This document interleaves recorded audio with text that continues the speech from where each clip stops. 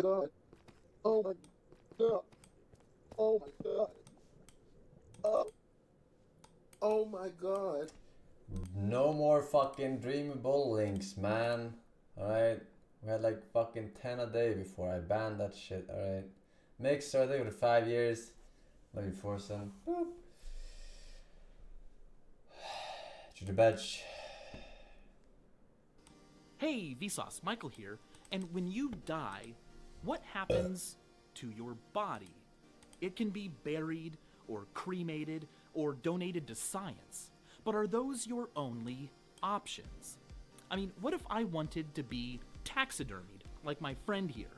What if I requested to have my body stuffed and mounted in some hilarious position, like a permanent high five, so people could high five my actual skin forever? Well, it turns out to be quite complicated. So let's begin with an easier and more flexible solution: cremation and ashes. 12 humans have walked on the moon, but 300 humans have been buried in outer space. With the right connections and budget, you can have a portion of your ashes launched into space. The very first space burial occurred in 1997, when a rocket deposited the ashes of 24 people into orbit around Earth. In 1999, human remains were first buried on the moon. A lunar prospector probe dropped some scientific instruments and some of the cremated remains of Eugene Shoemaker, co-discoverer of the comet Shoemaker-Levy 9. But the first human to have their remains leave our solar system will be Clyde Tombaugh, the guy who discovered Pluto. In 2006, some of his ashes were launched aboard the New Horizons probe, which will arrive near Pluto in 2015, take some recordings and pictures, and then continue on beyond our solar system. You don't need to get all outer spacey to have fun with your ashes. Right here on Earth, there are companies that will take carbon from your remains and expose them to extreme heat and pressure long enough that you wind up with a diamond made out of you. It can be cut and polished. One woman even had it done with the ashes of Meowie, her cat.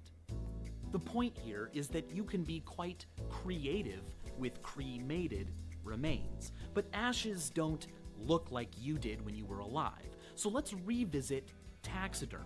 The shapes and combinations that animals have been taxidermied into are quite creative.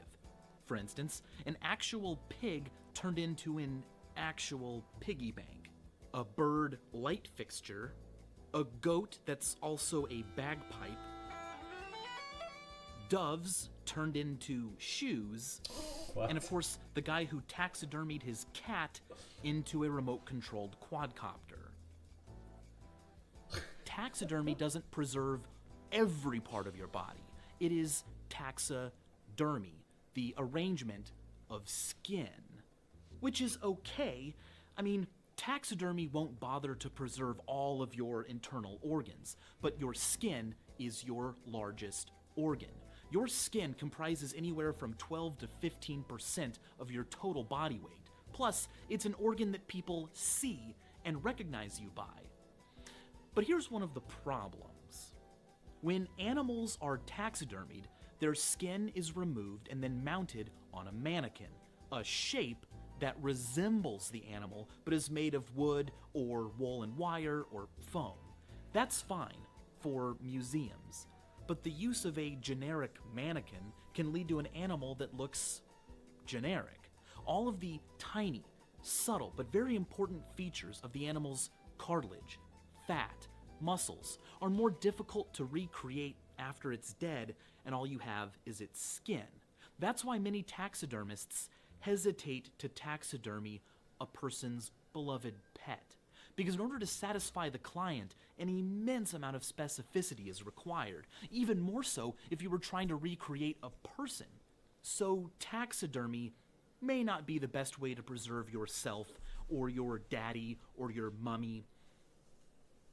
Mummies. What about them? Well, let's go back to the 19th century. Let's not.